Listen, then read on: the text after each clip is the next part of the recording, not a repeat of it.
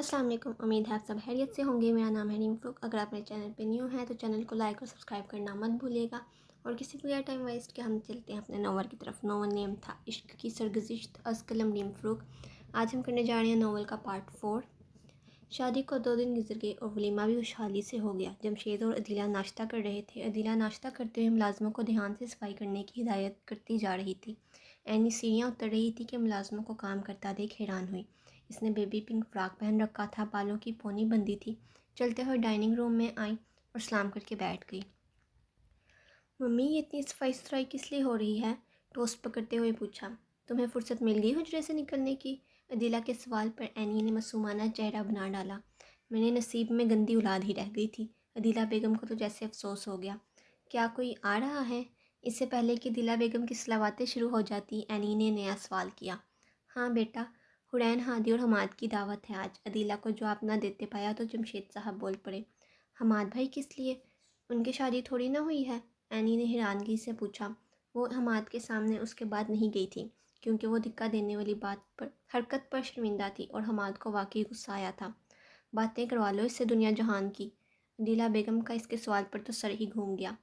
Any बच्चे, हमाद की दावत किए हुए हमें अरसा हो गया है और वो ख़ुद भी कभी नहीं आया, तो इसलिए हमने तीनों की साथ ही दावत रख दी। जमशेद साहब ने फिर तहम्मुल से जवाब दिया। एनी अब नाश्ता करने में मसरूफ़ हो गई। हादी सफ़ेद शर्ट और ब्लू जीन्स पहने ड्रेसिंग के सामने बुर्श से बालों को एक जैसा कर रहा था। इतने में हुरैन हाथ में ब्लू कोट थामी अंदर आई। तुम्हारा कोट प्रेस हो गया है, कोट को बेड पर रखे बोली और अपने हाथों को मसलते हुए बेड पर बैठ गई। हादी इसे शीशे से देख रहा था। इसने लाल कामदार फ्रॉक और लाल ही पजामा और लाल दुपट्टा गले और कंधों पर फैलाकर लिया हुआ था। बाल घने और सीधे थे जो इसने एक तरफ से कान के पीछे कर रखे थे। वो अभी भी दुल्हन ही लग रही थी। हादी ने शीशे से नज़रें हटाकर अपना रुख हुरैन की तरफ किया। मेरा एक काम करोगे हादी? हुरैन ने नज़रें हमाद पर जमाई। हाँ, एक क्या, मैं तो तुम्हारे सारे काम कर दूँ। क्या तुम्हारे हाथ दबाने हैं? वो शरारती से मुस्कुराहट लिए बोला। नहीं, मेरी हैंडल्स बंद कर दो, मुझसे नहीं हो रही। इसने अपनी हील्स की तरफ इशारा किया। बेड़ा गर्क। वो जो हुरैन के हाथों को पकड़ने की आस में था, इसका मूड ही खराब हो गया। कुछ कहा? हुरैन ने नज़रें उठाईं। नहीं, मैं बंद कर देता हूँ। वो दांतों को फेंट कर इसके पास आया और झुककर हील्स की स्ट्रिप बंद करने लगा। हील्स बंद करने के बाद हादी ने नज़र उठाकर हुरैन को देखा। आपका शुक्रिया। हुरैन मुस्कुराई और उठकर कमरे से भाग गई। हाय, तुम्हारे मुंह से आप सुनने के लिए तो मैं कुछ भी कर दूँ। हुरैन की इस हरकत पर फिर से दिल हार बैठा था। शाम के वक्त तीनों पहुंच चुके थे। हमाद अपनी गाड़ी में आया था, हुरैन हादी अपनी गाड़ी में। डाइनिंग टेबल पर हुरैन एनी के साथ बैठी थी और हादी हमाद के साथ सरबराही कुर्सी पर जमशेद साहब बैठे थे। अदीला ने डिश टेबल पर रखी और वो हुरैन का हाथ जिस पर फिर अदीला का हाथ पड़ा था, सहलाते हुए हादी को आंखें फाड़ कर देखा जो इसकी हरकत पर लब दबाए हंस रहा था। तुमने तो कहा था शादी के बाद तुम सुधर जाओगी, अदीला बैठते हुए बोली। मम्मी, मैंने कहा था शायद। हुरैन ने आबरू उचकाई। कोई बात नहीं मम्मी, जब ये हादी भैया के लिए खाना बनाएंगी तभी इनकी आदत छूट जाएगी। एनी आंखों में शरारत लिए बोली। मैं आपके लिए खाना बनाऊंगी? हुरैन ने हादी को एक घूरी से नवाजा, मगर हादी ने सिवाय आपके कुछ सुना ही नहीं था। नहीं नहीं, मैं बाहर से खाने का आदी हूँ और अगर कभी खाना घर पर बनाना पड़ जाए तो मैं बहुत अच्छा बनाता हूँ। लो जी, ये तो अभी से जोड़ों के गुलाम बन गए हैं। एनी मुँह टेढ़ा मेढ़ा करके बोली, जिस पर हुरैन ने उसे कोहनी मारी और वो भी ज़ोर से। हमाद इनकी बातों पर मुस्कुरा रहा था। और एक वो है मेरी गंदी औलाद जो हर खाने से कीड़े मकोड़े निकालती फिरती है। अदीला ने एनी की प्लेट देखते हुए जलकर कहा, जिसमें इसने चाइनीज़ चावल में से हर चीज़ कीड़े मकोड़े की तरह निकाली हुई थी। इसने नज़रें उठाई तो हमारे इसकी प्लेट को ही देख रहा था। इसने फिर से नज़रें झुका लीं। मम्मी, आज के दिन तो मुझे सराहने से गुरेज कर लेती। और दिल में बुड़बुड़ाई। खाने के बाद अब सब ड्राइंग रूम में बैठे थे। एनी बड़ी मुश्किल से अदीला की घुड़ियों के बाद चाय बनाने गई थी। हमाद को कॉल आई तो वो लोन में चला गया। कुछ देर बाद एनी चाय लेकर आई और सबको इनकी चाय पकड़ाई। हमाद को ना पाकर इसका कप टेबल पर रख दिया। एनी बेटा, हमाद लोन में है, इसे वहीं चाय दे दो, ठंडी हो जाएगी वरना। अदीला ने चाय की सिप लेते हुए बोला।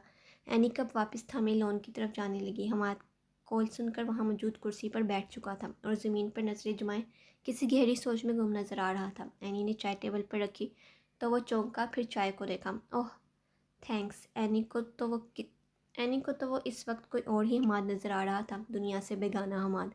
सॉरी, एनी आहिस्ता लब बोली। क्यों? हमाद चौंका। वो इस दिन मैंने जानकर नहीं किया था, वो झिझकते हुए बोली। वैसे तुम जब आई हो तो मुझे अजीब सी खुशबू महसूस हुई है, क्या तुमने परफ्यूम लगाया हुआ है? हमाद ने बात ही बदल दी, जैसे वो इस बारे में बात नहीं करना चाहता हो। नहीं तो, फूल से ऐसी ही खुशबू आती है, एनी आबरू उठाए बोली। फूल? हमाद ने इधर उधर देखा। जी मैं, एनी का मतलब फूल होता है जो खुशबू बिखेरती है। वो गर्दन अकड़ा कर बोली। इंटरेस्टिंग। हमाद हंस दिया। एनी को इसकी हंसी बहुत अजीब लगती थी, न जाने क्यों। ऐसा नहीं था कि हंसते हुए वो अच्छा नहीं लगता था, लेकिन वो हर वक्त ही हंसता था, ऐसा एनी को लगता है। आप हंसते कैसे हैं? एनी ने अजीब सा सवाल किया। क्या मतलब? हमाद इसके सवाल पर उलझा। आप हंसते हैं तो लगता है जैसे आप रो रहे हैं। एनी की बात पर वो इसे सपाट देखने लग गया। एनी ने यह बात क्यों की, इसे खुद नहीं पता था, इसके मुंह से निकल गया। कीड़े पड़े तुम्हें एनी, तुम्हारी ज़ुबान को लकवा हो जाए, जो मुंह में नहीं रहती, जो मुंह में आता है बक देती हो। पहली गुस्ताखी की माफ़ी मांगने आई थी, ऊपर से दूसरी गुस्ताखी कर बैठी हो। वो दिल में खुद को कोसती चली गई। हमाद इसकी बात पर गुस्सा नहीं हुआ, बस सर झटक कर उठ गया, क्योंकि इसने कौन सी गलत बात की थी। वो जब हंसता है असल में रो ही तो रहा होता है। वो चाय उठाए अंदर जाने लगी। I am sorry. एनी ने ज़ोर से आंखें मीच कर दोबारा माफ़ी मांगी। कुछ देर बाद इसने अपने माथे पर कुछ महसूस किया तो आंखें खोल दी। तुम्हें बुखार वुखार तो नहीं हो गया? वो इसके माथे पर हाथ रखे चेक कर रहा था, और पता नहीं क्यों एनी को अपना आप गर्म होता महसूस हुआ और इसके गाल सुर्ख पड़ गए। इसने हमाद का हाथ अपने सर से पीछे किया, लेकिन इस बार झटकने की गुस्ताखी नहीं की थी। मुझे बुखार नहीं तो, एनी पीछे हटते हुए अपने मुंह पर हाथ रखे चेक करते हुए बोली। तो तुम इतनी माफ़ियाँ क्यों मांग रही हो? आज से पहले तो मैंने कभी तुम्हें माफ़ी मांगते नहीं देखा। हमाद ने आंखें सुकेड़ ली। आपकी चाय ठंडी हो गई होगी, मैं गर्म कर देती हूँ। वो जल्दी से इसके हाथ से कप लेती लॉन से निकल गई और जाते जाते एक और बार हमाद को हैरत का शिकार कर गई। ये इसने खुद से काम करना कब से शुरू कर दिया? दोपहर का वक्त था। हादी ने ब्लैक शर्ट पहन रखी थी और बाजुओं के कफ बंद करता कमरे से निकला। डाइनिंग टेबल पर मुलाजमा खाना लगा रही थी, लेकिन हुरैन वहाँ नहीं थी। हादी ने ड्राइंग रूम में नज़र घुमाई, फिर लॉन की तरफ देखा। वो बाहर कुर्सी पर टांगे ऊपर किए बैठी थी। हादी लॉन की तरफ गया। क्या कर रही हो यहाँ? हादी उंगलियों से इसके गाल को छूता हुआ दूसरी कुर्सी पर बैठ गया। कुछ नहीं, बस हवा खाने बैठ गई थी। थोड़ी सी जगह छोड़ देना, क्योंकि अंदर खाना लग रहा है। पुराना वाला हादी कब नजर आएगा? हुरैन ने इसे देखते हुए पूछा। कौन सा पुराना हादी? हादी ने आबरू उठाई। वही जो अकड़ू था, जब देखो नाक पर गुस्सा होता था और कोई बात नहीं सुनता था। हुरैन ने एक एक करके इसकी खूबियाँ इसे बताईं। वो अब कभी नहीं आएगा। हादी मुस्कुराया। वो क्यों? हुरैन ने आंखें गोल की। क्योंकि तब मेरे नाम और ज़िंदगी के साथ हुरैन का नाम नहीं जुड़ा था, लेकिन अब जुड़ गया है, इसलिए। हादी इत्मीनान से बोला। सपोज़ करो सिर्फ एक सेकंड के लिए कि अगर हुरैन का नाम हादी के नाम से हट जाए तो फिर क्या होगा? हुरैन की कहने की देर थी कि हादी ने सख्ती से इसे देखा, जैसे उसे ये बात बिल्कुल पसंद नहीं आई। मैंने सिर्फ सपोज़ करने को ही कहा है हादी, कि मेरे नाम के साथ तुम इस कदर बदल गए हो। तो बाद में क्या होगा, पता तो चले किस कदर मोहब्बत है तुम्हें मुझसे। हुरैन इसके गुस्से से बचते हुए बोली। हादी ने गहरी सांस ली। हुरैन, तुम्हारा नाम जब से मेरे नाम के साथ जुड़ा है तो मुझे दुनिया में किसी चीज़ की ख्वाहिश बाकी नहीं रही। ऐसा तब होता है जब कोई इंसान मुकम्मल हो जाए, और मैं मुकम्मल हो गया हूँ। तुम्हारे साथ का मुझे गुरूर है, और मैं जैसे सातवें आसमान को छू रहा हूँ। और अगर हुरैन का नाम हादी के नाम से अलग हो जाए तो इससे लम्हा लगेगा आसमान से ज़मीन पर आने में। वो इस मुकम्मल दुनिया में नामुकम्मल वजूद होगा। इसके पास हुरैन नहीं तो कुछ भी नहीं होगा। जैसे चलती हुई सांसें आने जाने का रास्ता भटक जाएंगी और धड़कता दिल धड़कने के काबिल नहीं रहेगा। दूसरे लफ्ज़ों में बिन मौत मारा जाऊंगा। हादी हुरैन की नज़रों में देखता हुआ बोला और उठ गया। वो न जाने इसे क्या कुछ बावर करवा गया, जिसे जानकर वो साख्त वहीं बैठी रही। हादी टेबल पर कुर्सी खिसका कर बैठ गया और खाना खाने लगा। थोड़ी देर बाद हुरैन भी आ गई। हाँ, मैं तुमसे पूछना ही भूल गया, तुम रुखसती के दिन कहाँ गई थी? मैंने कॉल्स मैंने कॉल्स की, लेकिन मोबाइल भी छोड़ गई थी। मुझे परेशानी हुई थी। इस दिन मसरूफ़ हो जाने के बाद हादी को आज याद आया। मैं हॉस्पिटल गई थी। हॉस्पिटल? खैरियत थी? हादी ने भगौर देखते हुए पूछा। हाँ, वो अरीशा नुरेश पर तशद्दुद हुआ था। इसी केस के सिलसिले में इससे मिलने गई थी। ज़रूरी था, वरना ना जाती। और वो केस लड़ने के लिए मान भी गई है। हुरैन खुशी से बताने लगी। वो केस तुम लड़ रही हो? हादी हैरान हुआ। हाँ, मगर क्यों? वो केस तो कोई भी नहीं ले रहा, तो तुमने क्यों लिया? वो परेशानी से बोला। इसीलिए लिया क्योंकि कोई भी नहीं ले रहा था। हुरैन ने कंधे उचकाए। मगर हुरैन, ये केस आसान नहीं है। तुम जानती हो तुम किसके खिलाफ लड़ोगी? हाँ जानती हूँ, वलीद बशर के खिलाफ, जो कि हमाद की मदर के बिजनेस पार्टनर भी हैं। हुरैन बेजारियत से बोली। हुरैन ज़रूरी नहीं तुम ही ये केस लो, कोई और भी लड़ लेगा। तो तुम मुझे क्यों रोक रहे हो? मैंने बताया ना कि मैं हर चीज़ से वाकिफ़ हूँ, फिर भी लड़ना चाहती हूँ। हुरैन उलझ कर बोली। हुरैन तुम। हादी कुछ बोलता कि हुरैन ने इसकी बात काट दी। हादी, क्या तुम वलीद बशर का केस लड़ रहे हो? हादी कुछ ना बोल सका और इसकी खामोशी ने हुरैन को शॉक्ड कर दिया। तुम हादी, तुम जानते हो वो छोटी बच्ची है, अपने माँ बाप की इकलौती औलाद है और इसके साथ इस घटिया शख्स ने जानवर वाला सलूक किया है और तुम इसके लिए लड़ रहे हो? हुरैन बेयकीनी से बोली। मैं क्या करता हूँ माद की मम्मी, मेरे पास खुद ये केस लेकर आई थी, मैं कैसे मना कर देता? हुरैन की आंखों में सुर्खी आ गई, जैसे बस अभी रो देगी। प्लीज़ एक बार तुम मेरी बात मान जाओ हुरैन, ये केस मत लड़ो। हादी ने अब की बार इल्तिजा की। हुरैन ने आंख झपकी और आंसू को गिरने ना दिया।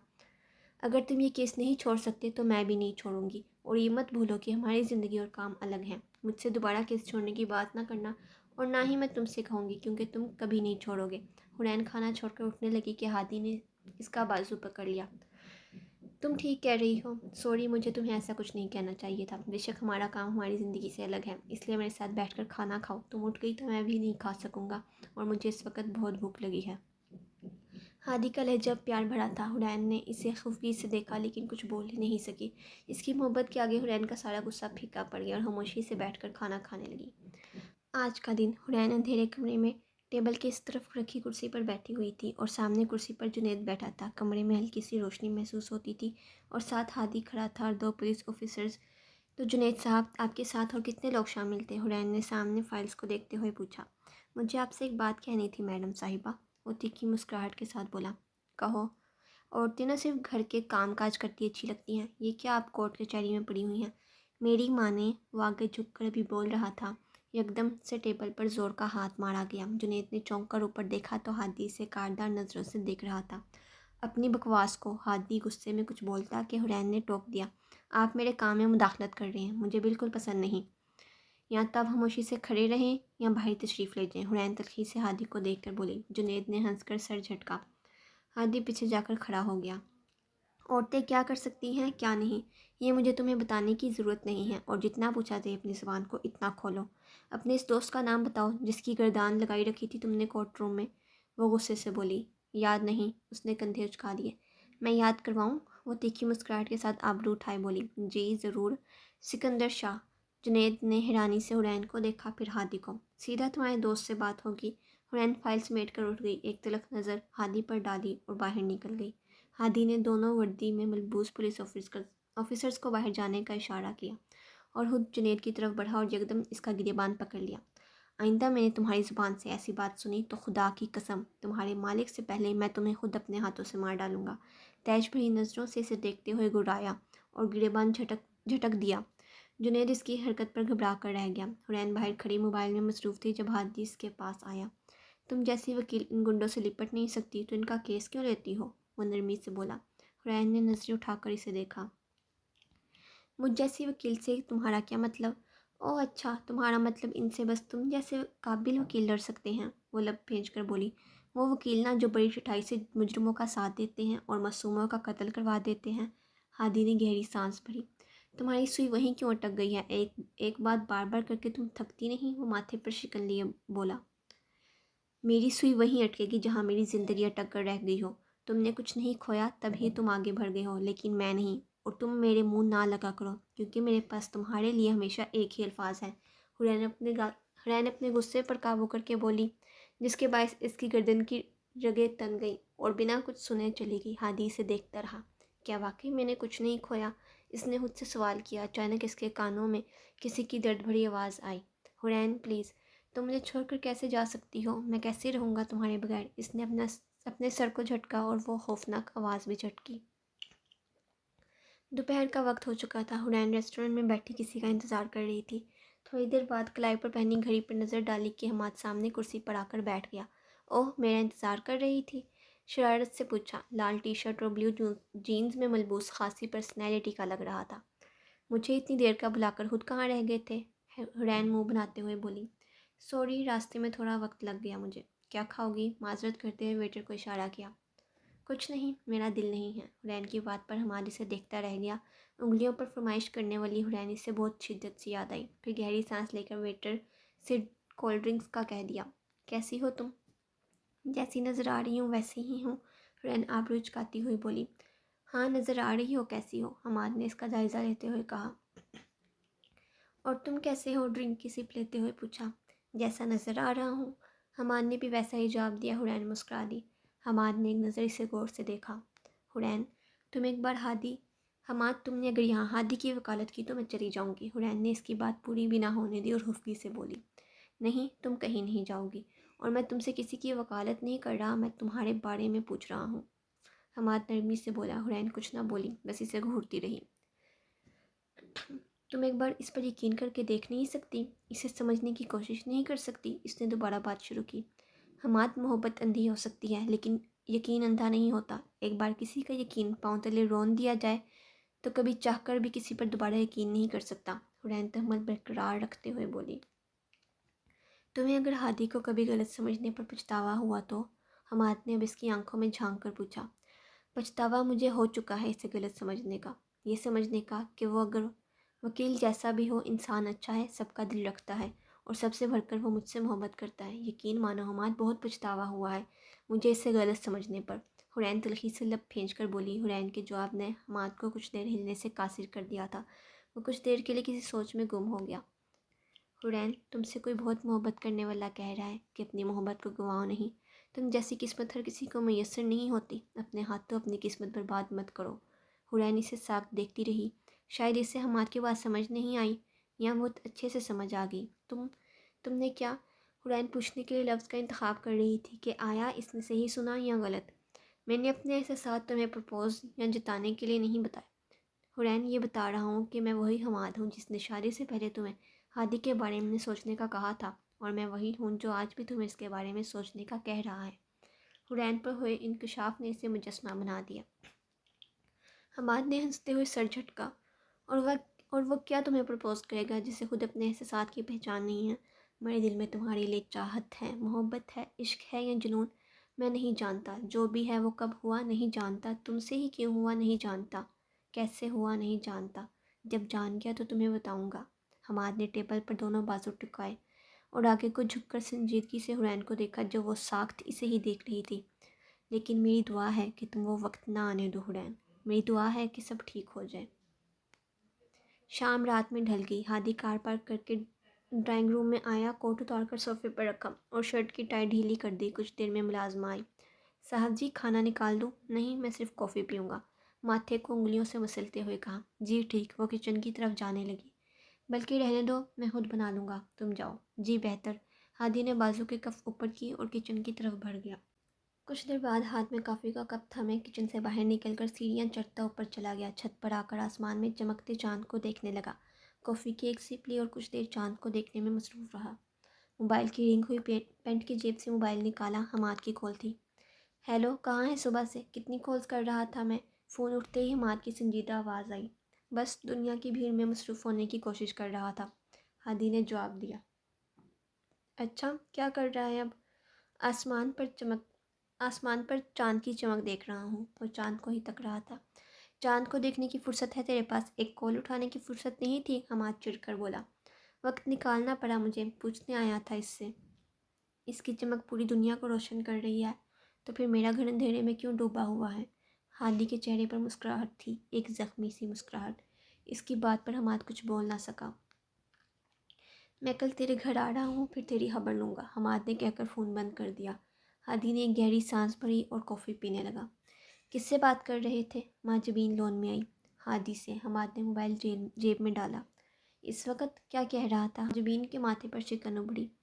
चांद को देखकर कह रहा था कि चांद की रोशनी इसके घर को रोशन नहीं कर पा रही। हमाद ने चांद को देखा। क्या मतलब? इसको समझ नहीं आया। बता रहा था कि इसके घर की सारी रोशनी समेट कर इसका चांद तो कब का रुखसत हो गया है। वो मुस्कुराया था, लेकिन लहजा उदासी से भरा था। एक तो पता नहीं तुम लोग पहेलियों में क्यों बात करते हो, माजबीन कुछ समझ ना आने के अंदाज में कहती अंदर चली गई और हमाद चांद को देखता रह गया। सुबह के वक्त सूरज ने जोर पकड़ रखा था। कोर्ट में हुरैन चलते हुए एक ऑफिस नुमा कमरे में आई, जहाँ पहले से कोई मौजूद था। इसके सामने कुर्सी खिसका कर बैठ गई। माजरत असलान साहब, मुझे थोड़ी देर हो गई। कोई बात नहीं, वो सीधा हुआ। जी, तो आपको मुझसे क्या ज़रूरी काम था? हुरैन ने दोनों बाजू टेबल पर टिकाए और इसकी तरफ मुतवज्जा हो गई। हम गरीब लोग हैं, काम की तलाश में इधर उधर निकल जाते हैं। और इसी तरह मैं एक फ़ैक्ट्री में पहुंच गया। 7 साल हो गया है मुझे वहाँ काम करते हुए, लेकिन वहाँ कुछ है जो बहुत बुरा हो रहा है। अजलान ने झिझकते हुए बात की। आप अपनी कंपनी के खिलाफ़ केस लड़ना चाहते हैं? हुरैन ने पूछा। जी जी, इसने नज़रें नीचे कर लीं। और वो क्या है जो बहुत बुरा हो रहा है? वहाँ पर मुख्तलिफ़ अद्वियात बनाई जाती हैं और हम सब इन्हें बनाते हैं। बनने के बाद वो अस्पतालों में भेज दी जाती हैं। मगर 1 साल में मैंने अपने सामने इस फैक्ट्री में बहुत लोग बीमार होते देखे हैं और कुछ में मर भी गए हैं। और मुझे लगता है वो अपने हाथों को मसल रहा था। और आपको लगता है वो अद्वियात की वजह से मर रही हैं? हुरैन ने हैरत से पूछा। जी, मगर आप ये बात इतनी यकीन से कैसे कह सकते हैं? पहले तो मुझे समझ नहीं आया, ना मैंने समझने की कोशिश की, लेकिन जो लोग मरते गए उनकी फैमिली को अच्छा खासा मुआवजा दिया गया, जैसे चुप रहने के लिए हो। कंपनी का मालिक कौन है? अलमीर बशर, अजलान ने अपने माथे से पसीना साफ करते हुए बताया। अलमीर बशर? हुरैन की आंखें हैरत से फैल गईं। जी, वलीद बशर का बेटा, इसने बेयकीनी से पूछा। आप जानती हैं? अजलान ने हुरैन को देखा जो किसी शौक में गहरी घिरी हुई थी। मैं कैसे इसे भूल सकती हूँ? हुरैन ने सख्ती से लब खींच लिए। मैं ये केस लड़ने के लिए तैयार हूँ, आप बेफिक्र रहें, इसने कहा और फिर किसी सोच में खोई नजर आई। सीढ़ियाँ उतरते हुए एनी ड्राइंग रूम में नज़र दोहराई, कोई नज़र नहीं आया। फिर सीढ़ियों की बाईं तरफ जाकर एक कमरे की तरफ बढ़ गई। कमरे का दरवाज़ा खोलकर अंदर झांका तो जमशेद साहब व्हील चेयर पर बैठे कुरान पढ़ रहे थे। दादा अबू, मैं कुछ देर आपके पास बैठ जाऊँ? दरवाज़ा खोलकर अंदर आई। आ जाओ मेरा बेटा, ये भी कोई पूछने की बात है भला? जमशेद साहब ने कुरान साइड टेबल पर रखा और एनी की तरफ हाथ बढ़ाया। एनी इनके पास आई और ज़मीन पर बैठकर जमशेद साहब की टांगों पर सर रख दिया। कुछ देर यूं ही बैठी रही। अब बताओगे नहीं अपने दादा को क्या हुआ है मेरी बेटी को? जमशेद साहब इसके सर पर प्यार से हाथ फेर रहे थे। दादा अबू, किसी को राज़ी करने के लिए आपको क्या करना चाहिए? इसने गुमसुम सा सवाल किया। ये तो मैं तभी बता सकता हूँ जब मुझे पता चले कि राज़ी किसको करना है, वो मुस्कुरा कर बोले। एक दुआ पर मेरी ज़िंदगी अटक कर रह गई है और वो पूरी होने का नाम ही नहीं ले रही। एनी की आंख से आंसू गाल पर बह गए।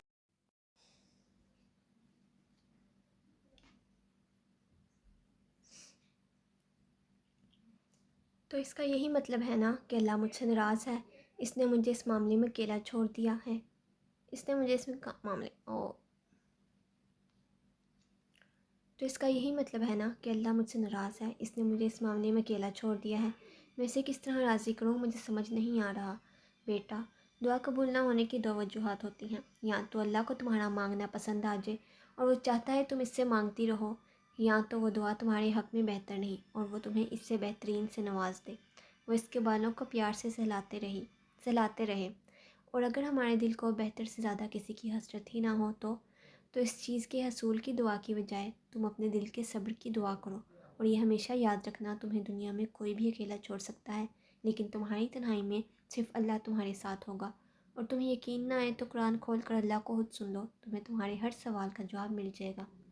एनी ने हाथ से गिरते आंसुओं को साफ किया और सर उठाया। शुक्रिया दादा अबू, वो मुस्कुरा दी। खुश रहो दादा की जान, जमशेद साहब ने इसके गाल को थपथपाया। मगरिब की अज़ान हो चुकी थी। एनी ने वज़ू करके अपने गिर दुपट्टा बांधा और नमाज के लिए खड़ी हो गई। तकबीर के लिए हाथ को उठाने से पहले इसने औज़ुबिल्लाह पढ़कर बाएं कंधे पर 3 बार थूकने के अंदाज में थूका और नमाज शुरू कर दी। नमाज के बाद दुआ के लिए हाथ उठाए और किसी बच्चे की तरह दुआ में वो मांगने लग गई जो इसे चाहिए था। दुआ मांगकर मुंह पर हाथ फेरा और उठकर कुरान थामा और दोबारा जाए नमाज पर बैठकर कुरान खोला तो इसके सामने सूरह ज़ोहा की आयत आई। कसम है चाश्त के वक्त की और कसम है रात की जब वो छा जाए, ना तो तेरे रब ने तुझे छोड़ा है और ना वो बेजार हो गया है। और यकीनन आगे आने वाले हालात तुम्हारे लिए पहले हालात से बेहतर हैं। और यकीन जानो कि अनकरीब तुम्हारा परवरदिगार तुम्हें इतना देगा कि तुम खुश हो जाओगे। क्या इसने तुझे यतीम पाकर जगह ना दी? और इसने आपको बेखबर पाया तो हिदायत नहीं दी और आपको माल से महरूम पाया तो मालदार कर दिया। बस यतीम पर तू भी सख्ती ना किया कर और जो सवाल करने वाला हो इसे झिड़कना नहीं और अपने रब की नेमत को बयान किया कर। इसने कुरान बंद करके अपने सीने से लगाया। रात का वक्त हो चुका था। हादी कार पर करके बाहर निकला और अंदर जाने लगा तो नज़र लॉन में बैठे हमाद पर गई। वो चलते चलते हमाद की तरफ बढ़ा। यहाँ क्या कर रहे हो तुम? तुम्हारी याद में तारे गिन रहा था। हमाद खड़ा हो गया। और ये हाथ में क्या है? इसके हाथ में पकड़े बैग को देखा। ये मैं बल्ब लाया हूँ, तुमने कल अंधेरे की शिकायत की थी तो मैंने सोचा रोशनी कर दूँ। हमाद ने बैग हादी के सामने किया, जिस पर हादी मुस्कुरा दिया। जितनी भी मसनूई रोशनी कर लो तुम, अंधेरा फिर भी नहीं जाएगा। इसकी बात पर हमाद का हाथ ढीला पड़ गया। ये सब छोड़ खाना खाएगा? हादी ने हमाद के कंधे पर हाथ मारा। हाँ, अगर तुम खिला दो बगैर किसी कंजूसी के तो खा लूँगा। हमाद ने कंधे उचकाए। आजा, मुझे भी बहुत भूख लगी है, हादी कहता हुआ अंदर चला गया। हमाद ने बल्ब्स का बैग टेबल पर ही रख दिया और एक नज़र आसमान को देखा जहाँ चांद बादलों की ओर में छुपा बैठा था। वो दोनों अब बैठे खाना खा रहे थे। यार, मैंने प्लान बनाया है, कल हम कहीं घूमने चलेंगे, हमाद बोला। कल मेरा केस है, जाना मुश्किल है, हादी ने बाइट लेते हुए बताया। कभी तो मेरी हाँ में हाँ मिला लिया कर, हमाद हुफ्की से बोला। पूछोगे नहीं किसके खिलाफ लड़ना है? खुद बता दो, अब किसको हराने का मंसूबा है? हमाद ने बेजारी से पूछा। हुरैन। हादी ने पानी का गिलास थामा। हुरैन, तुम इससे लड़ना बाज क्यों नहीं आते हादी? वो तुमसे और बदगुमान हो जाएगी, हमाद गुस्से और हैरत से बोला। मुझे इससे लड़ने की ख्वाहिश कभी नहीं रही, वो मुझसे खुद लड़ना चाहती है। और तूने क्या कहा, बदगुमान हो जाएगी? इंसान को किसी से बदगुमान होने के लिए किसी वजह की ज़रूरत नहीं पड़ती, और जो पहले ही बदगुमान हो चुका मुझे उसके बारे में कोई गुमान नहीं रहा। इसने कहा। उसने खाना छोड़कर हाथ साफ किए, जो अब इसके हलक से उतरने वाला नहीं था। तुम खाना खाओ, मैं कॉफ़ी बना कर आता हूँ। वो उठकर चला गया। हमाद ने एक नज़र इसके छोड़े के खाने पर डाली और सर झटक कर रह गया।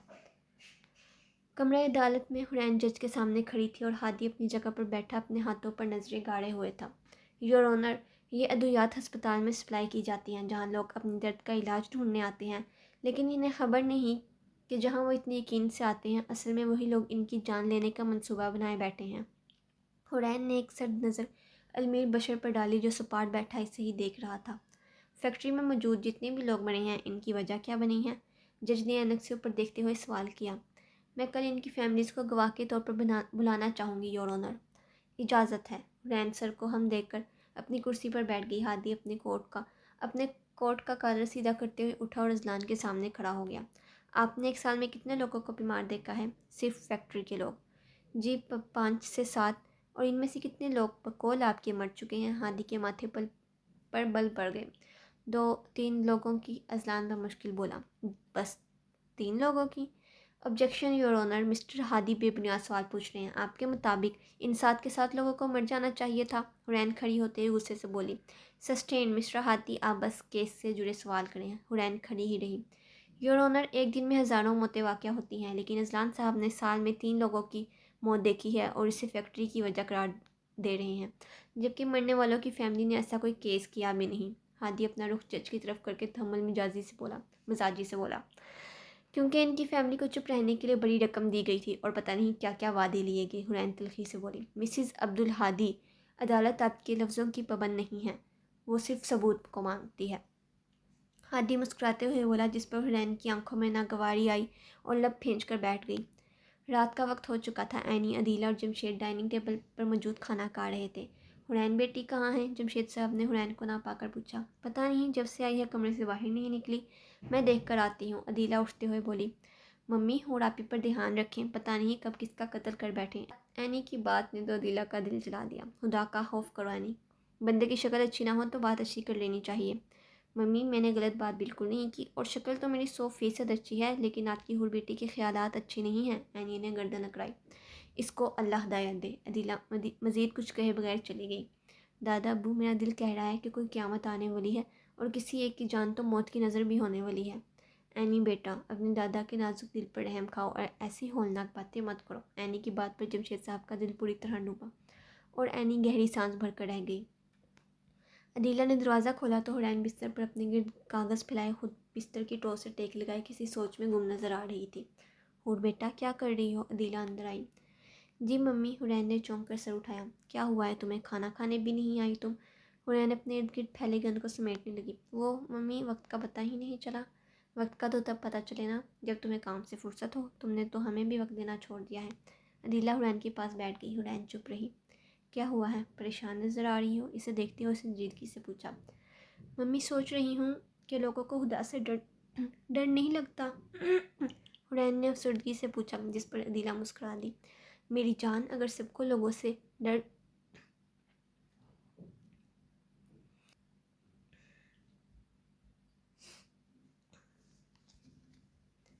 मेरी जान, अगर सब लोगों को खुदा से डर लगना शुरू हो जाए तो ये दुनिया जन्नत बन जाएगी।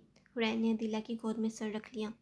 हम इतने संग दिल लोगों के दरमियान क्यों रहते हैं? मुझे नहीं रहना ऐसे लोगों में जहाँ किसी की जान लेना अपना हक समझ लिया जाए। ये दुनिया में रहने वाले लोगों के असूल बन चुके हैं। हम इन्हें रोक नहीं सकते, लेकिन खुद को इनसे बेहतर बना सकते हैं। अदीला भी इसके बालों को सहला रही थी। मेरा बस चले तो मैं दुनिया से एक एक संगदिल और बेरहम इंसान का खात्मा कर दूँ। हुरैन ने अपनी आंखें बंद कर ली और अदीला मुस्कुराते हुए प्यार से इसे सहलाती रही। हादी अपने ऑफिस में सोफे पर बैठा हुआ था और साथ वलीद बश्र और बेटा अलमीर बश्र मौजूद थे। हादी, तुम जानते हो ना कि मेरे बेटे के बिज़नेस को नुकसान पहुंचा तो इससे मेरे बिज़नेस को भी नुकसान पहुंचेगा, और साथ ही महाजबीन बेगम के बिज़नेस को भी। वलीद बश्र सोफे पर टिकाए माथे को मसल रहा था। जी मैं जानता हूँ, हादी संजीदगी से बोला। इसके बावजूद मेरे बेटे के बिज़नेस को बड़ी अदालत में उछाला गया है। एक बार तो मैं बर्दाश्त कर सकता हूँ, लेकिन दूसरी बार बिल्कुल नहीं। जी सर, मैं चाहता हूँ कि दूसरी समात में मेरे बेटे की पोजीशन ठीक हो जाए, और तुम बखूबी जानते हो कि कैसे करोगे। वलीद बश्र आगे को झुका। आप लोगों को जो करना है करें, लेकिन मैं अपनी बदनामी का बदला तो उस लड़की से लेकर रहूँगा। क्या नाम है इसका? अलमीर अपनी जगह से खड़ा होते हुए इसका नाम सोचने लगा। हाँ, हुरैन। इसकी हिम्मत भी कैसे हुई मुझसे मुकाबला करने की? अलमीर बश्र की बात पर हादी ने गुस्से से अपनी हाथों की मुट्ठियाँ बना दी। ऐसा सबक सिखाऊंगा इसे कि सर उठाकर कोर्ट तो क्या कभी अपने घर से बाहर भी नहीं निकल। वो अपनी मूँछों को ताव देकर बोल रहा था कि तभी इसका गिरेबान हादी की गिरफ्त में आ गया। आइंदा अपनी ज़ुबान से मेरी बीवी का नाम लिया तो हलक में हाथ डालकर ज़ुबान खींच लूँगा तुम्हारी। फिर किसी का भी नाम लेने के काबिल नहीं रहोगे। वहशत भरी नज़रों से इसे देखकर घुटाया था। वलीद बश्र उठकर इनके पास आया और हादी के कंधे पर हाथ रखा। हादी ने झटके से इसे पीछे धिक्का दिया और लब खींच लिए। अलमीर दम बखूद होकर रह गया, फिर जल्दी से अपना कॉलर ठीक करने लगा। हादी, अगर तुम चाहते हो कि हम में से किसी के भी कदम तुम्हारी बीवी की तरफ ना बढ़ें, तो तुम्हें खुद ही अपनी बीवी को लगाम डालनी होगी, और अगर नहीं डाल सके तो अंजाम की जिम्मेदार तुम या तुम्हारी बीवी होंगी। चलो बेटा, हम चलें, हादी को बहुत से काम करने हैं। वलीद तहम्मुल से कहता हुआ अलमीर को लेकर चला गया। हादी अपने गुस्से पर काबू पाने की कोशिश कर रहा था। इसने अपने बालों में हाथ फिरा और चलता हुआ टेबल के पास आया। हाथ की मुट्ठी खींचकर ज़ोर से टेबल पर दे मारी। तो आज के लिए इतना ही। उम्मीद है आपको आज का पार्ट पसंद आया होगा। कमेंट में ज़रूर फीडबैक दिया करें कि आपको पार्ट कैसा लगा। And stay tune for next parts. मुझे दीजिए इजाज़त। अपना ख्याल रखें। अल्लाह हाफिज़।